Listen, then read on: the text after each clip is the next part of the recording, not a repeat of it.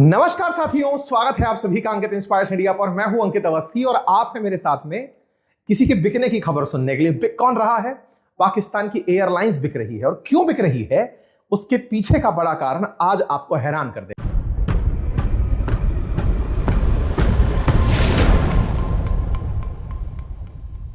मैंने आपको कई बार अपने सेशंस के विश्लेषण में एक बात बहुत स्पष्ट रूप से रखी है और वो बात ये कि यार पाकिस्तान की असली परेशानी ये है कि यहां पर सेना सब कुछ कंट्रोल करती है। ऐसे में पाकिस्तान अपनी जनता को बेवकूफ बनाए रखने के लिए दुनिया के देशों के साथ फिलहाल के लिए विदेशी संबंधों का उपयोग कर रहा है। या फिर ये कहिए कि उसे लगता है कि जैसे भारत ने किया था वैसा हम करेंगे तो कामयाब हो जाएंगे।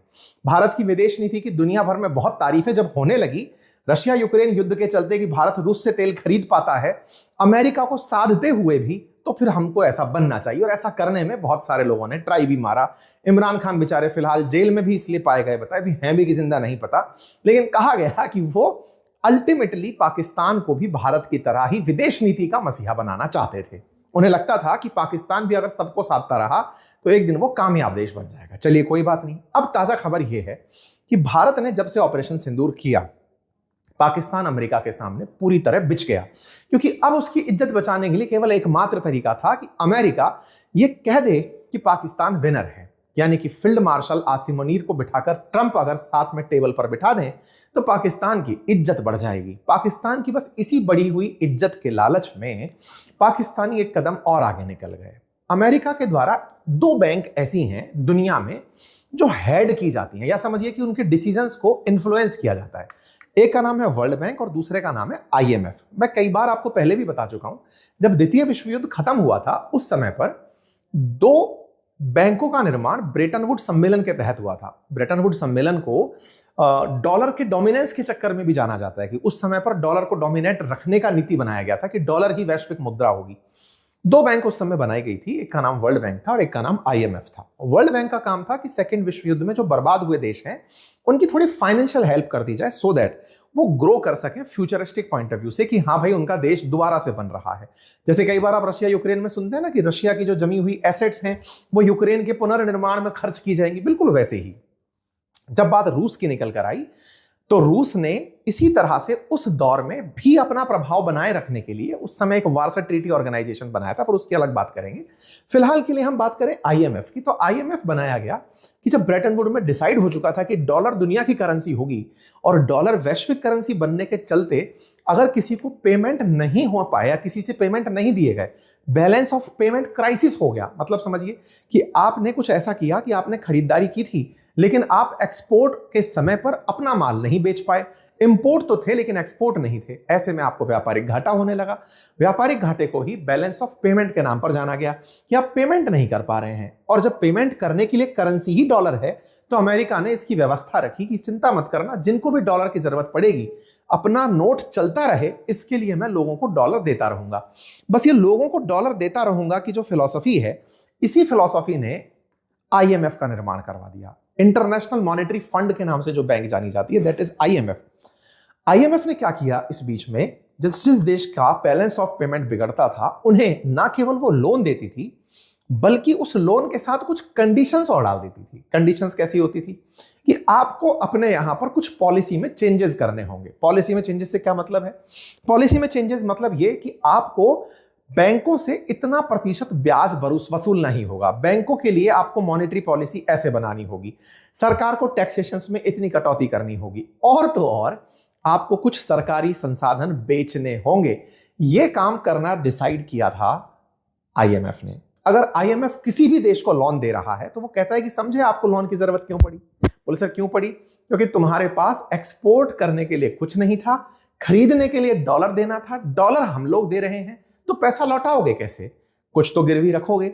अब चूंकि तुमसे हम गिरवी नहीं ले रहे हैं क्योंकि दुनिया में बहुत विरोध हो जाएगा, इसलिए एक काम करो, गिरवी को अपनी जगह रहने दो, तुम बस हमारी कही बातें मान लो।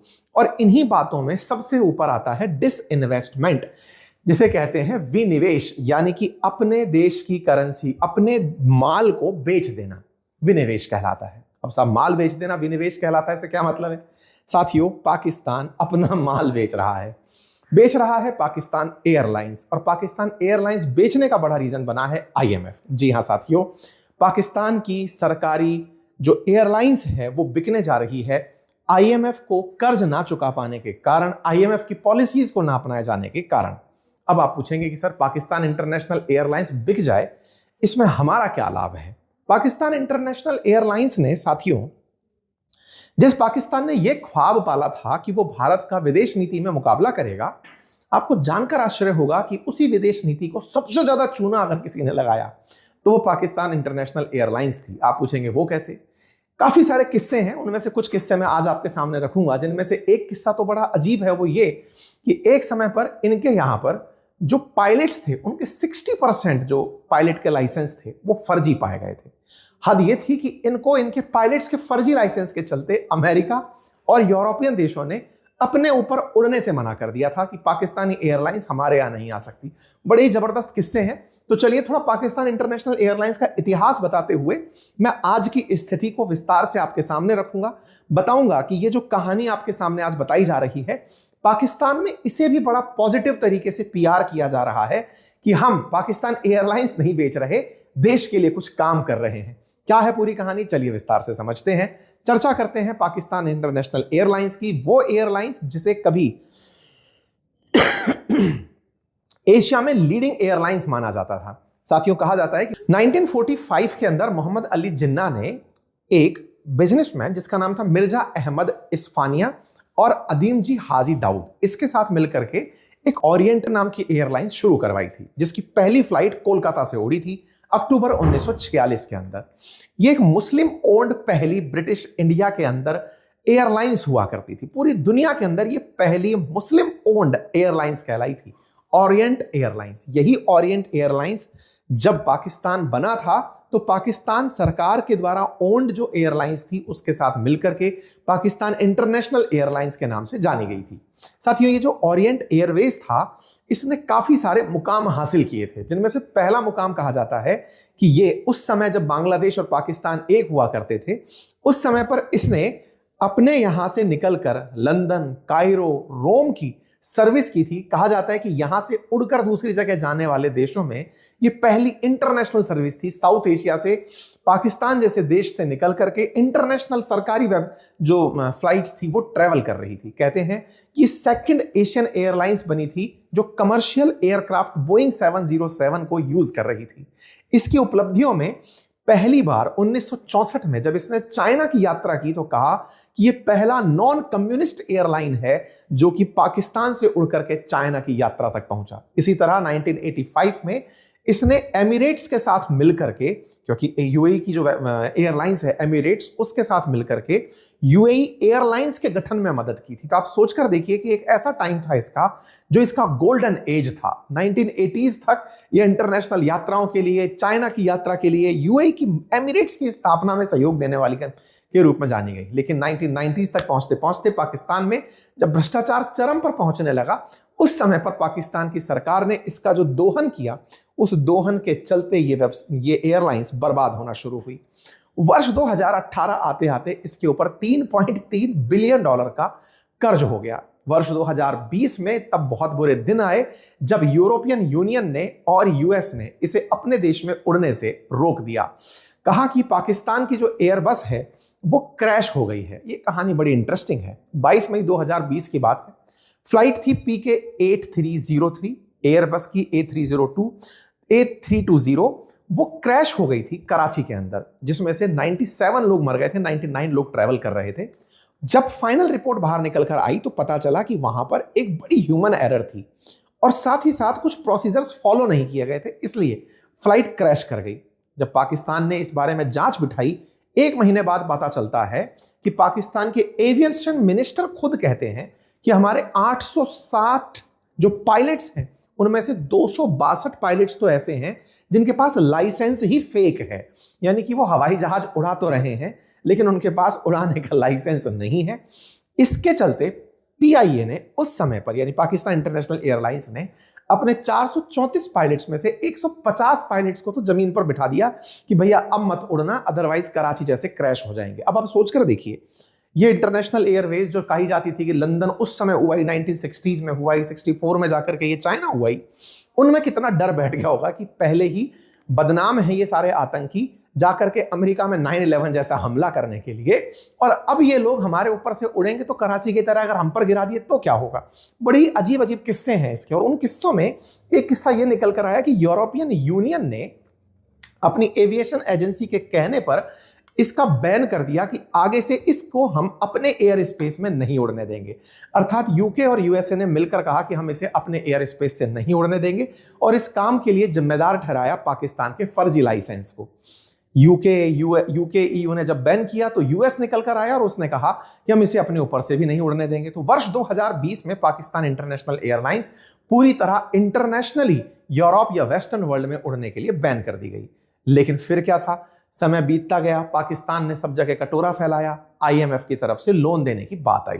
मैंने आपसे पहले ही कहा था, आईएमएफ जब कर्जा देता है तो अपनी कुछ कंडीशंस में परिवर्तन करता है, और उन परिवर्तनों में ही इसने ये शर्त रखी थी कि अगर तुम इंटरनेशनल एयरलाइंस को बेच दोगे तो हम तुम्हें उड़ने की इजाजत दे देंगे, हम तुम्हें अपने देश में उड़ने देंगे अगर तुम इसे बेच करके हमें पैसा चुका दोगे।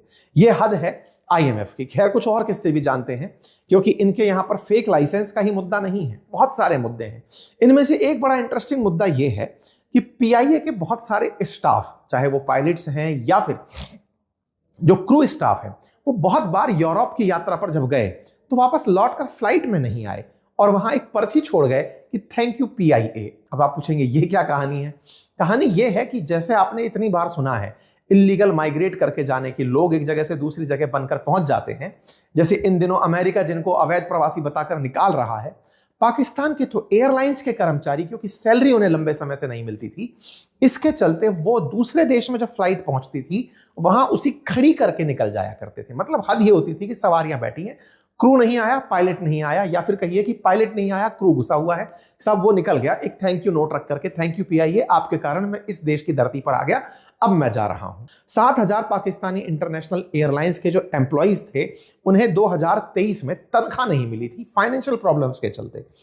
अब साहब जब इस तरह की चीजें बढ़ने लगी, आईएमएफ से इनको कर्जा मिला। अच्छा, बाय द वे मैं आपको बताऊं, आईएमएफ से कोई भी देश कर्जा लेने से हिचकता है, कारण उसका बहुत स्पष्ट है, क्योंकि आईएमएफ कर्ज देने के साथ साथ उस देश के ऊपर बहुत सारी शर्तें रख देता है। ऐसे में जब आईएमएफ ने पाकिस्तान पर शर्तें डाली कि तुम्हें अपनी एयरलाइंस बेचनी होगी, तो उसने और भी बहुत सारे तरीके इनको बताए थे कि आपको टैक्स रिलीफ करना होगा, आपको युद्धों से बचना होगा, तमाम प्रकार की शर्तें और दी थी, लेकिन इन्होंने उनमें से कुछ नहीं मानी। पर कोई बात नहीं, पाकिस्तानी इंटरनेशनल एयरलाइंस ने बिकना प्रेफर किया। बिकने में उन्होंने पहली बार आंकड़ों में हेरफेर करके 2 दशक में खुद को प्रॉफिट में दिखाया। ये खबर बनी 2025 के अप्रैल की कि साहब हम फायदे में आ चुके हैं।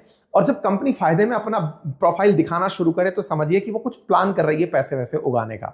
जैसे ही ये बात निकल कर आई अप्रैल 2025 में कि पीआईए फायदे में चल रही है, तत्काल प्रभाव से लोगों ने इनसे डिमांड करना शुरू किया कि एक काम करिए ना, अब कम से कम आप इसे बेच दीजिए। इंटरेस्टिंग किस्सा इस समय यह हुआ कि इनको यूरोपियन यूनियन और अमेरिका से जो उड़ने में बैन मिला हुआ था, यूरोपियन यूनियन ने इन्हें परमिशन दे दी कि चलो ठीक है, अब तुम यूरोप के ऊपर उड़ा सकते हो। इन भाई साहब ने एक तगड़ा खेल लगा कर दिया पाकिस्तानियों ने, क्योंकि आतंकी माइंडसेट के लोग हैं। इन्होंने फ्लाइट बनाई और बना करके एफिल टावर को निशाना बनाते हुए दिखाई कि Paris we are coming today. अब भाई साहब वी आर कमिंग टुडे जैसे इन्होंने दिखाया, लोगों ने सोशल मीडिया पर सवाल कर लिए कि क्या फिर ये एफिल टावर पर आतंकी हमला करने वाले हैं? भाई 9/11 जैसा हमला करने वाले क्या पाकिस्तानी ये हरकत करने वाले हैं? आप पूछेंगे पाकिस्तानियों ने 9/11 थोड़ी किया था भाई, ओसामा बिन लादेन पाकिस्तान में ही पकड़ा गया था, एटमाबाद के अंदर। अब ये पाकिस्तानियों की शह से ही तो था। इस बात के ऊपर सरकार को इतना शर्मिंदा होना पड़ा कि सरकार ने जांच बिठाई कि अल्टीमेटली ये एडवर्टाइज बनाया किसने है।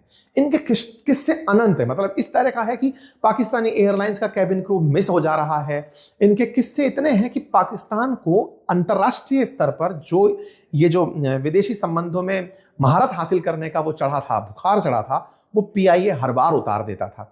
परिणाम ये निकला कि पाकिस्तान को अपनी पीआईए को बेचने का निर्णय करना पड़ा, क्योंकि आईएमएफ लगातार उनसे एक ही बात कह रहा था कि आप इसे बेचिए। अब पाकिस्तान ने इसे भी बड़ा शोकेस मॉडल बना दिया। क्या किया, यहाँ के प्रधानमंत्री कहते हैं कि साहब हम इसे बेचेंगे, लेकिन उसके लिए बोली लगवाएंगे और बोली लगवाकर उसे टीवी के सामने लाएंगे। मतलब आप सोचिए कि इनकी एक सरकारी कंपनी नीलाम हो रही है, नीलामी की प्रक्रिया को पारदर्शी रखना प्रधानमंत्री अपनी उपलब्धि बता रहे हैं। बकायदा इसके लिए उन्होंने 4 बड़े बिडर्स को बुलाया है। अब आप में से कुछ लोग कहेंगे कि सर ये हाल तो हमारे देश में भी होता है, सरकार हमारे देश के अंदर भी डिसइन्वेस्टमेंट करती है। बिल्कुल सही कह रहे हैं, सरकार का काम कमाना है ही नहीं, डिसइन्वेस्टमेंट करके पैसे जुगाड़ना, राजस्व इकट्ठा करना, सड़कें निर्माण करना, लोगों की सहूलियत करना, ये हर सरकार का काम है।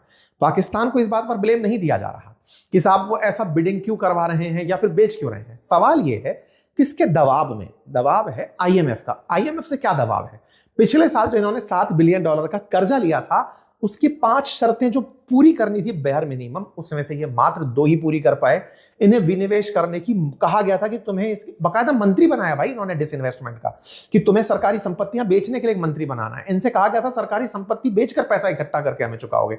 $7 बिलियन तभी मिलेगा तुम्हें जब तुम संपत्ति बेच करके हमें दिखाओगे कि हाँ हम नियत रखते हैं पैसा चुकाने की। ठीक है, पाकिस्तानी प्रधानमंत्री इसे दिखा ऐसे रहे हैं कि हम तो साहब देश की तरक्की के लिए काम कर रहे हैं और हम पर करप्शन के चार्जेस ना लगे, इसलिए हम ट्रांसपेरेंसी रख रहे हैं। अब आप पूछेंगे कि साहब ट्रांसपेरेंसी रखने के लिए तो अच्छी बात है, देखिए कितनी बड़ी बात है, कुछ देशों को सीखनी चाहिए। बिल्कुल सीखनी चाहिए, लेकिन यहां पर एक खेला हो रहा है, और खेला क्या हो रहा है मैं अब आपको वो बताता हूं। असल मायने में इन्होंने ट्रांसपेरेंसी के नाम पर जिन कंपनीज को इनवाइट किया है, उन कंपनीज में एक नाम बहुत ज्यादा चर्चा में चल रहा है, और वो नाम है फौजी फर्टिलाइजर कंपनी लिमिटेड। असल मायने में पाकिस्तान के अंदर 4 कंपनियां इस समय बिड में हैं। एक का नाम है लकी सीमेंट, दूसरे का नाम है एयर ब्लू, तीसरे का नाम है आरिफ हबीब, और चौथे का नाम है फौजी फर्टिलाइजर कंपनी लिमिटेड। ये जो फौजी फर्टिलाइजर कंपनी लिमिटेड है ना, ये इनकी सेना की कंपनी है। असल में क्या है कि पाकिस्तान के अंदर फौजी फाउंडेशन चलता है, जो कि इनका सबसे बड़ा कॉर्पोरेट हाउस माना जाता है। पाकिस्तान में जैसे अपने देश के अंदर टाटा को सबसे बड़ा कॉर्पोरेट हाउस, अंबानी, बिड़ला, इनको माना जाता है कि भाई बड़े घराने हैं, बड़ा व्यापार करते हैं।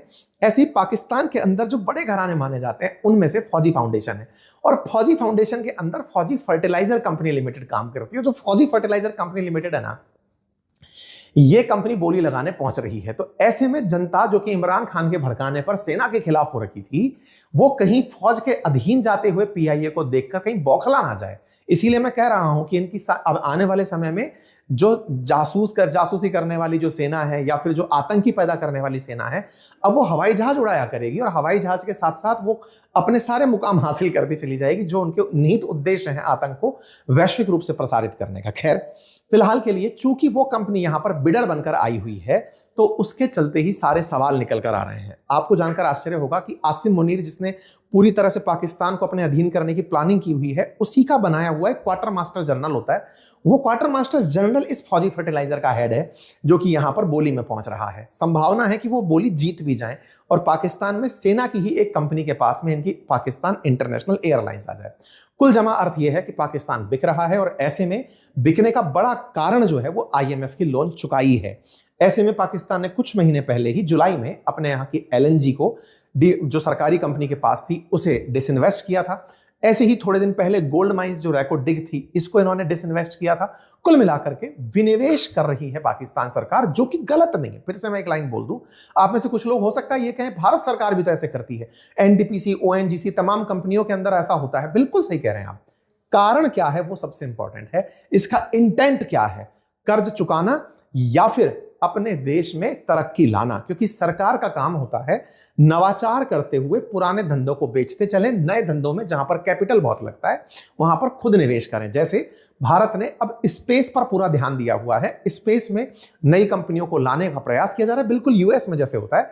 वहां पर नासा अब अर्थ की ऑर्बिट में जाने वाली सैटेलाइट्स नहीं छोड़ता, वो केवल और केवल इंटरप्लैनेटरी सैटेलाइट्स को ही लॉन्च करता है। कहता है कि बाकी जो सैटेलाइट्स हैं वो प्राइवेट प्लेयर्स छोड़े, हम इसको छोड़ के आगे बढ़ रहे हैं। तो सरकार कैपिटल इंटेंसिव काम करे, बाकी काम औरों के लिए छोड़ दें, ये डिसइन्वेस्टमेंट का मेजर रीजन होता है।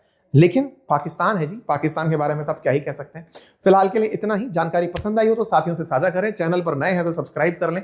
मेरा ये जो फिलहाल आप नया पैटर्न देख रहे हैं सेशन का, ये कुछ कारण है, ऑफिशियल पर्पज से मैं कहीं बाहर हूं और ऐसे में आपको बोर्ड के सामने दिखाई नहीं दे रहा हूं, जल्दी ही दिखाई दूंगा और बेहतरीन तरीके से विश्लेषण करेंगे। तब तक के लिए चैनल पर बने रहिए, साथियों से साझा करिए। धन्यवाद।